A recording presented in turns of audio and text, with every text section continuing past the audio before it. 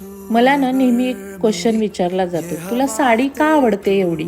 आणि माझं एकच उत्तर असतं, साडी मला आठवण करून देते माझ्या आईची, आजीची आणि त्या सगळ्या स्त्रियांची, ज्यांनी शब्द न बोलता साडीमधनं एक सुंदर आयुष्य जगलं. तुम्हा सर्वांचं स्वागत आहे माझ्या सिरीजमध्ये. साडी एक मायेची ऊब. स्ट्रॉंग असणं म्हणजे हेवी असणं हे गरजेचं नसतं. कधी कधी ना सॉफ्टनेस ही खरी पॉवर असते. अशीच काहीतरी ही साडी, अगदी सॉफ्ट अशी जॉर्जेट.